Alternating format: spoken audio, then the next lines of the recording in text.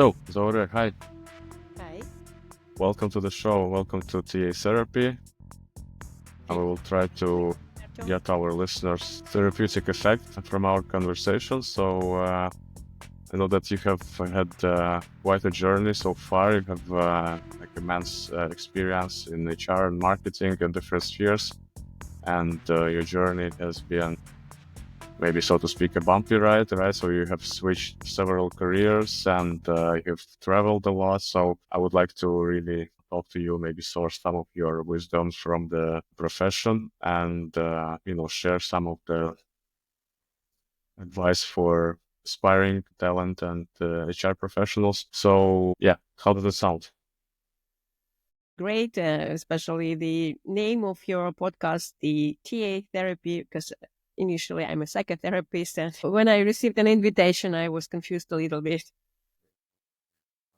Right. Yeah. So I tried to, make it a bit not so direct, right? As wouldn't name it talent professional advice or something like that. I wanted to make it a bit more, mysterious, but basically having some impact on people who are potentially struggling in this role, or maybe some people who are at the crossroads, trying something new, and maybe thinking what to do next with their careers. So that's why it should be a bit more therapeutic. Yeah. So I know that you have recently moved to Latvia. I mean, completely recently, but 2 years been ago. here for some time. But yeah, 2 years.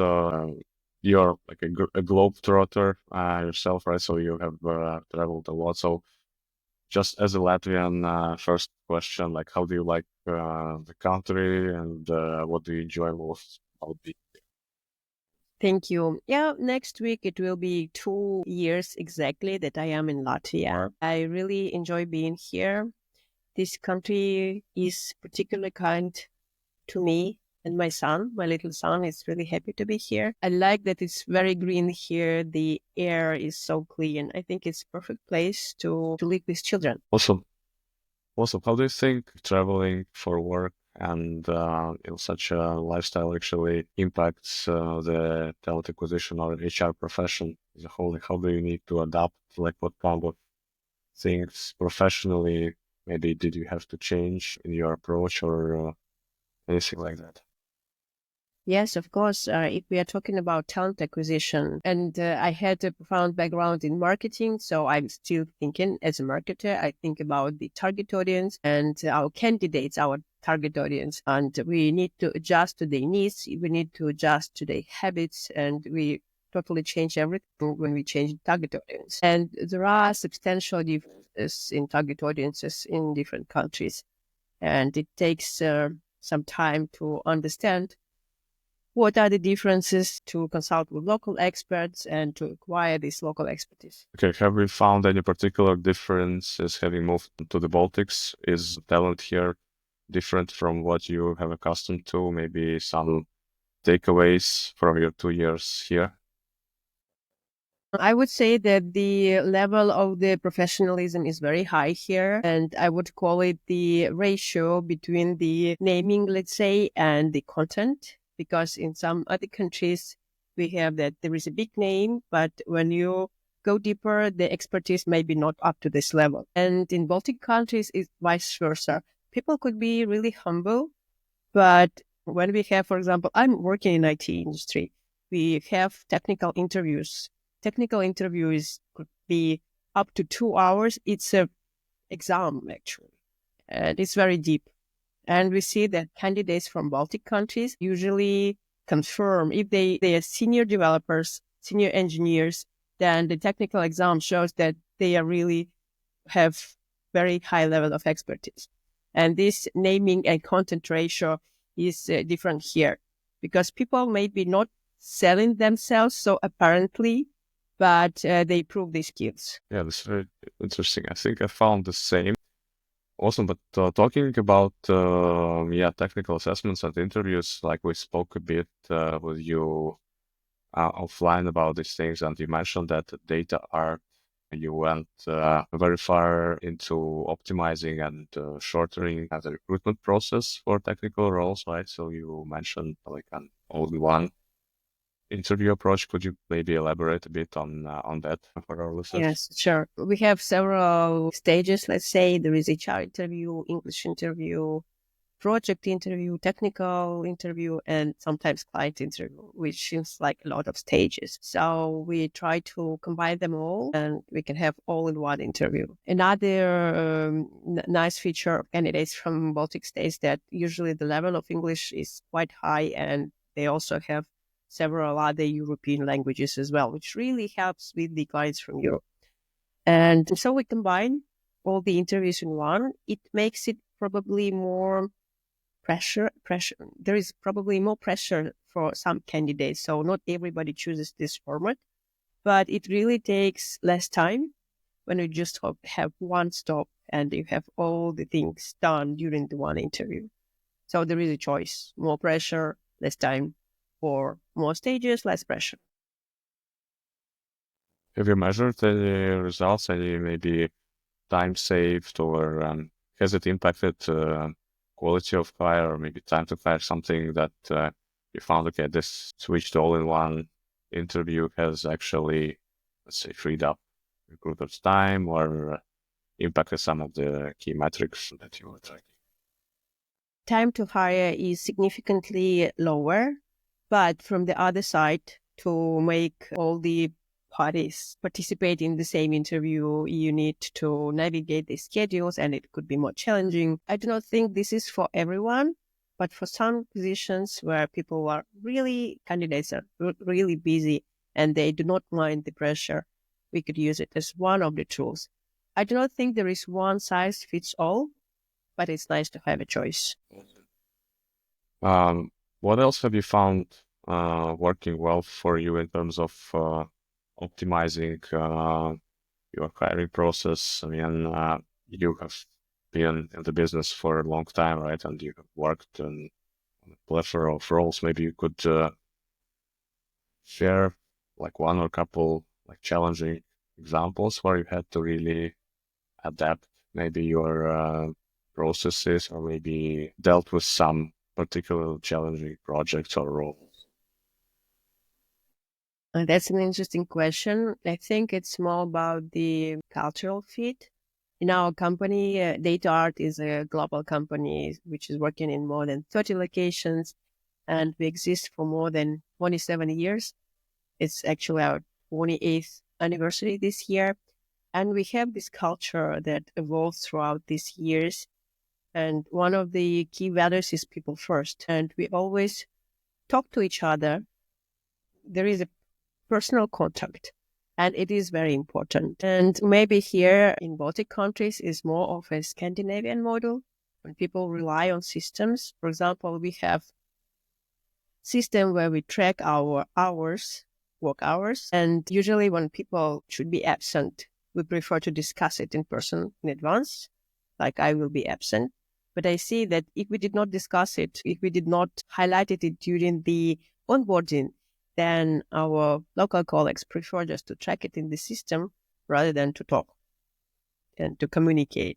So we need to pay attention to this. While the rest of the company and people who work in the company for longer, they always prefer to communicate. Although in IT, there are more people who are, let's say, more introverted, but still, that's the difference that I see. But in general, I would Yeah, not that's say very there is interesting. like huge difference. No, there are some nuances, but there is no such a huge difference because IT engineers, they have something in common in all the countries, I believe. Okay. Have you done any specific, say, in-house things to boost like the engagement of such people? Because obviously you need to encourage like internal communication and those types of things in order for people to feel part of the culture, part of the organization, and make sure that they stay longer, right? And the retention is higher. Like, have you implemented any maybe specific initiatives to foster that? I think one of the key directions is that we live We let people be. We say that the way you are is already perfect.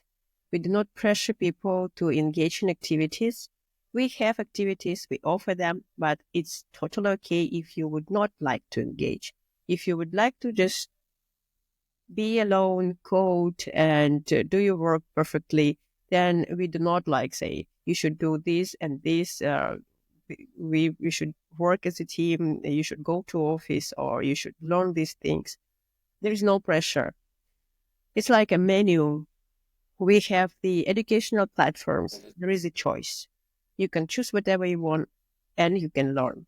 But if you would not like to, it's okay. It's totally normal because we see how you work is we acknowledge your professionalism and we believe that you can choose whatever you want to learn or you could learn from work.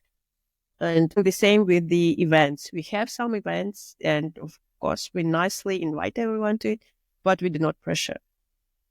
And I think this, say, autonomy is one of the key features in our culture and people appreciate it. So when they want, when they find it possible, they participate, they suggest things and we listen to them, but we do not intrude. Yeah, very approach.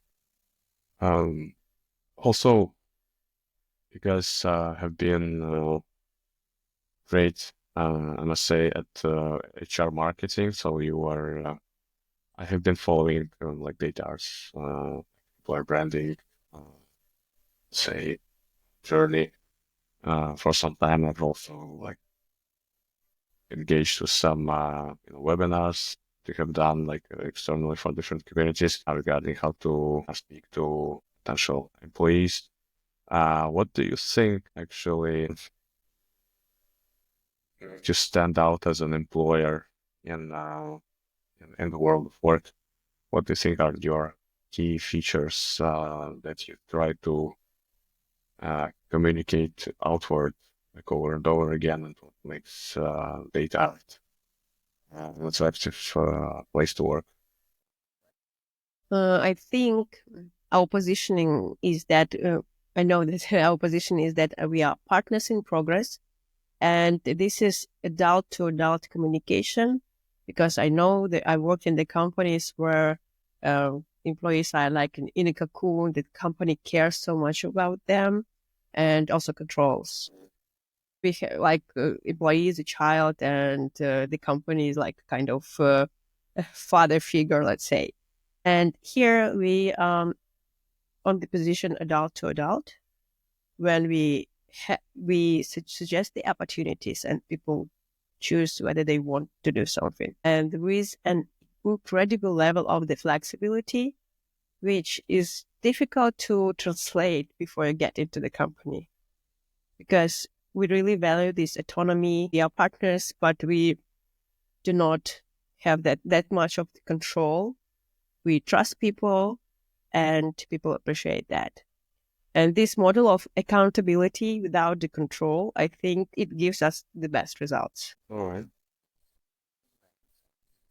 Yeah, no, I think a lot of organizations are really nurturing the workforce a bit, maybe too much, because the competition for talent has become so fierce, right? So we, especially for engineers, right? So it has become a race, like who provides more perks, who provides more flexibility, who provides more different, say, side quests apart from the actual work. So basically, sometimes some companies can actually lose themselves, right, in not focusing on business strategy, but rather, okay, just keep people happy and let them even feel stress at all. Sometimes it feels that it is the case, at least sometimes in the media space, right, and the outward communication that businesses. Well, there are different business models, there are different positions. I think it's good that in our world we have a choice. You can choose which culture fits you the best. And in DataArt, we have this flexibility. If you know what you want in this life, we can support you with that. Even like my example, I needed to go to Europe, and I could choose an office where we had the position. And a lot of our people relocate, and we have workations when we can work up to 3 months per year from any of our offices. Of course, if there are no client restrictions, because some clients want data to be reached only from within the Europe, and that's okay. But there are no restrictions. Our engineers, they travel a lot. They can work from any of other offices. That's a lot of freedom, a lot of flexibility, and our colleagues appreciate that. Yeah. Also, when we spoke a bit before this, you had mentioned that you have a cool approach to ensuring a very fulfilling relocation and adaptation experience for people. So perhaps maybe you could share some of the insights that relate to that. First of all, that's a big life decision to relocate, and we do not suggest relocations. But if our colleague wants to relocate, we can support them in their life choice, let's say. And as a person who relocated, I would never initiate the relocation from, like, if you do not want to relocate, then it's not a good idea to force this decision. But if they decided to change their life in this way, of course, we can support them. There is a standard procedure in our company that we are using. Of course, we consider legal restrictions. If the project is happy, if all the stakeholders are happy, then it's totally possible. And it's like very structured procedure. When the accepting office, we have a meeting with the colleagues. We explain the specifics. We have a location guides for each location where we have this specific written. But anyway, we talk to people and we describe. And since we already have a lot of experience, we say that, like, for example, we know that people if they relocate from this country to that, they could face these difficulties. So we can share this experience, and then people decide for themselves. And for me, when people after these talks, when they refuse to relocate, for me, this is a success as well, because it's better when they realize this in advance than when they come into the country and then realize that it's not really a good fit. So both when relocation happens and when it does not happen, both cases are successful for me, let's say. Yeah, I've also seen some examples where people would actually maybe build a version of their experience abroad in their mind, right? And think that how could be, and then only to be really disappointed and really devastated because some of the resources have been spent already in adapting to the new location, especially if you have brought your family with you, right? You found, kindergarten for your child, and then after a month, you think, okay, this is just adaptation period.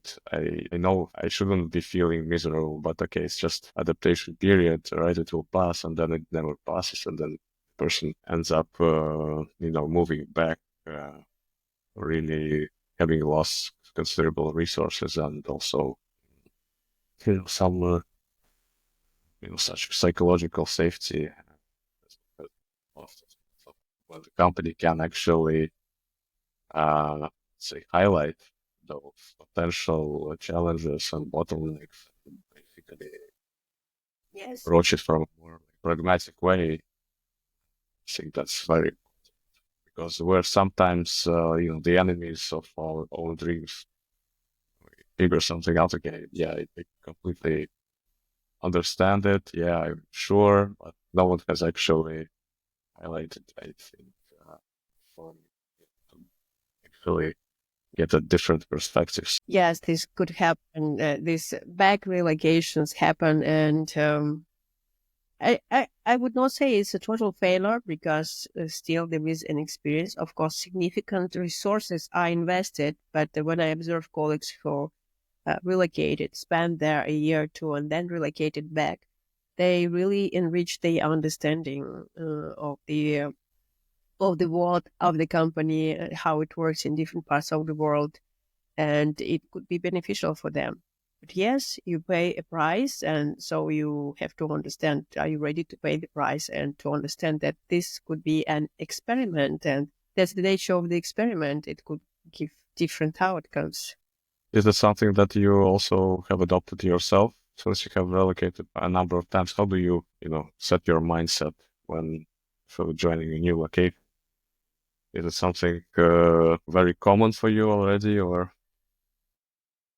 Well, I think my key learning from relocation was that you totally lose your social capital, let's say, because when you grew up in some country and you have all kind of relationships, you have a professional brand, and then you erase it all, move into another country. And first year after the relocation was the most challenging for me because you create your new identity from zero. You have no relations, you have no brand, and it could be very challenging. And sometimes you feel like a baby because you learn very simple things like how to buy bread, how do I behave in such situations, and more challenging as well, how do I find a kindergarten, and so on. And creating new life from the scratch requires a lot of resources, and one could expect that lower energy would be invested in some other areas of life, let's say. And that what I did not expect. I knew that I will have new life, but I did not know that I will be like a baby trying to buy something, and it's really challenging. But I would like to say that in Latvia, here, incredible work is done to integrate newcomers because there are introduction courses where they tell you about everything about the culture, traditions, history, how to do shopping, how to behave on interview. And that's amazing. It's all for free. And they even give you a babysitter. So I went to the courses with my kid and the babysitter was provided, quite a good one. Also about the same with the language courses. They are for free, which is amazing. And some of them provide babysitters as well. I actually did not expect that. I thought like, yes, I move into a new country. This is my job to integrate. And I did not expect the efforts from the government, from non-governmental organizations on that high level.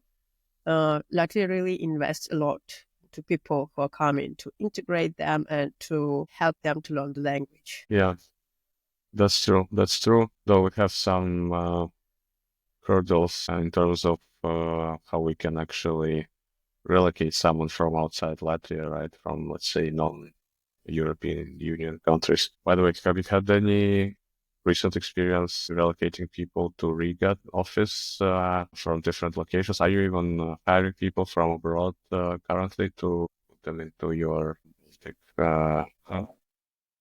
Yes, we had such experience, and it is a lot of investment from the company side. So it should be measured, like why do we invest in this case? And relocation within the company is much easier because the professional already proved themselves, like we know that they can work with us. We tried the hiring, like from the market, hiring candidates from the market, but there are more risks because we have to prove to each other we are really fit. There is a fit, and integration into new company and new country is something that probably takes a lot from a person. So I would not really advise that. But since we enjoy being a company with over 30 locations around the world, it's easier for us because the recent setup is that we hire somewhere where we have a location and where we have the office.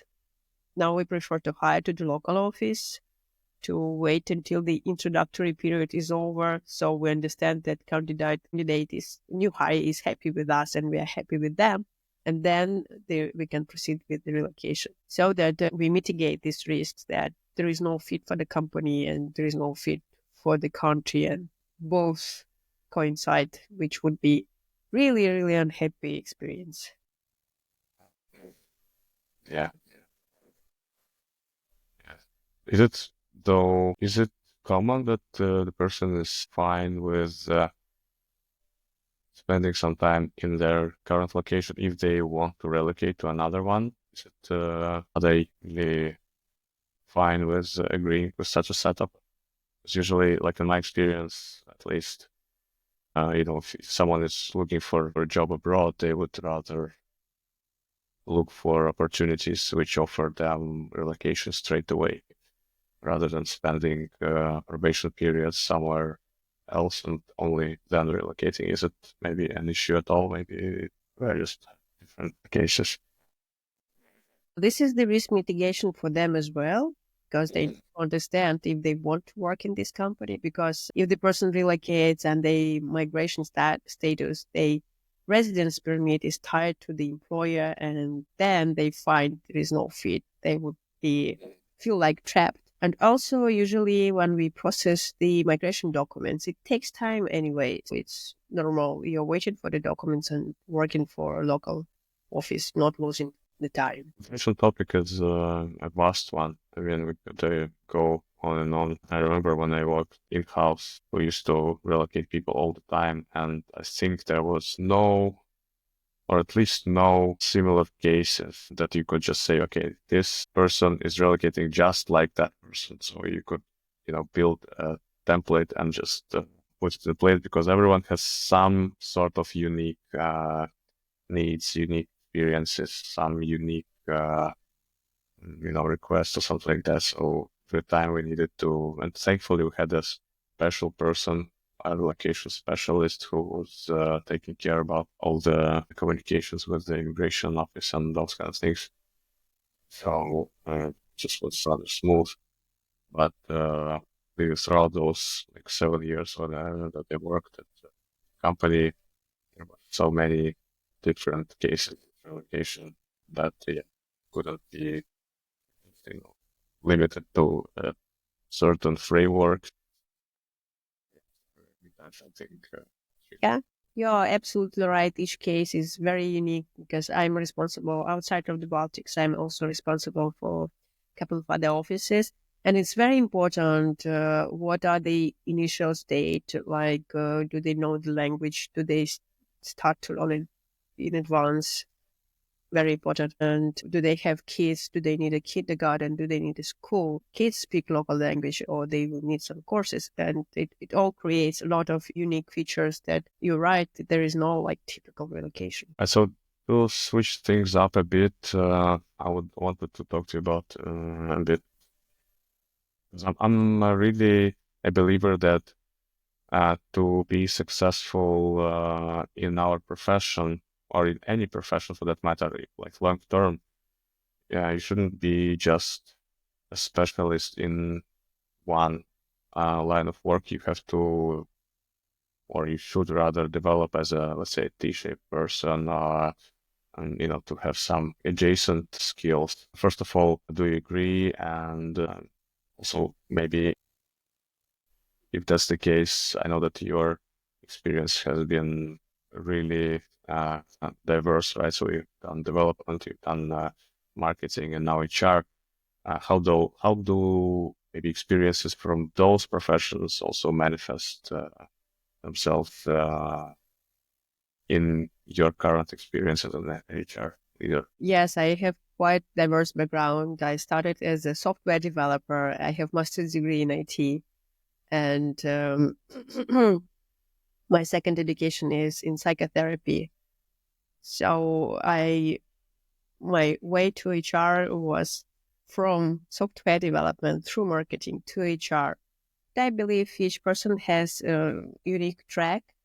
And as Steve Jobs used to say, that at some point the dots connect. They might look very random in the beginning, but they connect. And I think that sometimes you make them connect, because at some point I analyzed and I thought I invested 6 years into IT development learning, and I'm not capitalizing on that. What can I do as a HR professional to make these dots connect? And I went to IT to use my previous background, and it worked well for me. So yes, sometimes they are connecting themselves, but sometimes you make a bit of effort to make them connect. All right. How does your experience as a developer or as a marketer actually show in your current line of work? do you think you have acquired some skills that are also essential for you today from other, say, specialties? Well, my IT education and development experience really helps me to understand better my core target audience now, IT engineers. I know how they are trained. They were trained at the time when I was in the university. And I think I know the environment and the process, the logics of it, and the, like, say, software development cycle, which I also understand from as a developer, as a former developer. As a marketer, I totally utilize my marketing experience in talent acquisition. It's even called HR marketing. In our company, the department is called HRM. It's HR marketing. So I think I use every bit of my previous experience and education in my current occupation. So to add some of the therapeutic sauce that I'm trying to go for here, let's say if there was a situation maybe when times at work were really tough and something didn't work out quite as what you had hoped for, what kept you going? Like what keeps you, resilient and motivated to persevere? I think it's very important to remember what is your major goal, what do you want from this profession, and also to remember that you can change the profession. Like, it's not a trap. If you do not like something in your life, you can change it. But if you stay, you need to understand why you're staying. What do you want to get for you, for yourself, as a professional and also as a person? Is there a specific way? How do you define your whys? Maybe you have some mantra or, the way how you actually return back to your goals when you feel sidetracked. Well, I reflect a lot. I have this writing habit. I write a lot by hand, not typing. I have this morning habit. When I wake up, I'm writing, like, what do I want? And I have this not a lot of time alone as a mother of 7 years old boy and a busy professional. But these morning hours are really precious. And, it's like a compass.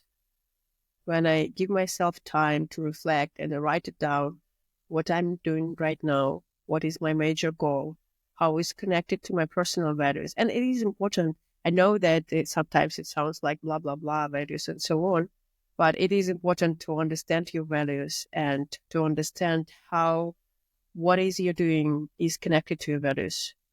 And sometimes you lose this connection and you feel like disintegrated, let's say. And to feel the whole again, it's very important to understand what do I want, what do I value, how these things are connected with the things I do.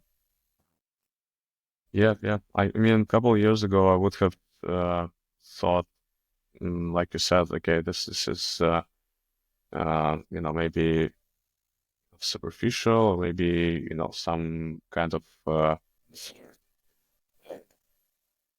almost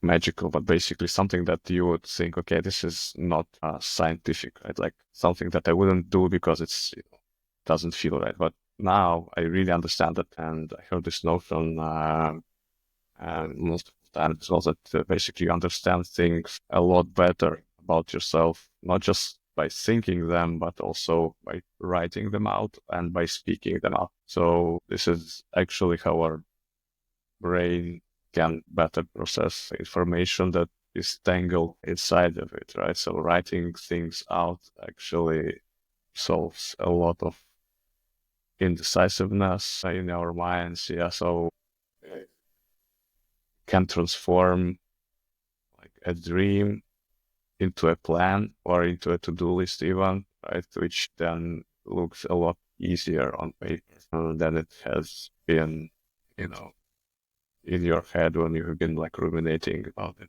for a long time. So yeah, writing things out, I think it's so very underrated. Really, especially when you revisit and you read what happened to me. sometimes I think at this point I wasn't really happy what was going on, and I can touch these thoughts that I have. It's good. And also, I think it's important to realize that not everything is like shiny success, like we see in social media. Everybody has their downtime, and it's totally okay. It's totally normal. We are all humans. Yeah, um, all right. So before we go to the transitioning your wisdom to aspiring pros, I would ask what you would recommend to aspiring pros. Maybe something that I haven't asked you, but you thought going into this goal maybe was important to touch upon. First of all, I hope everybody takes this transferring wisdom with a grain of salt. I'm a humble person. I'm sharing my experiences. I know they worked for me at some circumstances. They could work for others, so I'm happy to share. I think we all could be great in different areas, and it's great when we are sharing. And that's why I value that much the community and the possibility to touch each other's lives and to share experiences. And sorry, I was so excited on that I forgot your questions. Could you repeat those? No, just one thing was that maybe something that we haven't discussed today and you thought would be interesting for the listener to know about, maybe something that you have brought to this conversation today and you thought would be worth sharing, but I haven't yet asked you about it. Well, I thought about the power of community and how important it is to be in touch, to be able to exchange experiences, to ask questions, because this way we don't, each member of community, when they share, they do not lose anything, but other are getting enriched. So I thought that if any of the listeners would be happy to connect, and it could be really nice if they are in Riga to have a live communication. So yeah, that's something actually I'm working towards actively now, so we can discuss it offline, because we're trying to actually build talent-related or maybe HR-related community from like-minded individuals to share experiences and stay connected. Because however cliche this may sound, because I'm hearing it everywhere, the world is getting more and more digital. Like there are more and more AI automation and stuff being replaced by processes and robots and those kind of things. So the value of actual human interaction is actually skyrocketing, in my view, at least. Yeah, so people are growing so much apart, and the actual community building value is I think really high. So I think that's where we should be heading towards. Yes, and I use every opportunity to meet people in person, and maybe I'm a bit compensating for totally erasing my social life 2 years ago. But I really appreciate that you invited me to this podcast, and if any of your listeners would like to communicate in person to create maybe some opportunity for speaking, I would love to be there. Yeah, we should definitely think of something. Yeah, obviously the weather is not so bright right now, but we going into spring, we're gonna definitely do some events. And for the listeners, stay tuned for that. So the last question that I try to ask everyone is, if you were to talk to yourself, say when you just were starting out in your profession, what advice would you give yourself? Maybe series of advice. Well, general advice that I would give you myself 20 years ago is to make savings. I think it's profession and to invest. But in terms of professional, I think I did quite well. I mean, there's nothing I would like to change. I think that it is important for me, to be in contact with myself, to understand what's going on inside and to listen to it. I think, yes, that is advice. I tended to ignore my intuition in some circumstances. I think I'm better at it now. So I would advise myself, if you feel this little voice saying, this is not good, or this could have bad consequences, listen to it. It has something to say to you.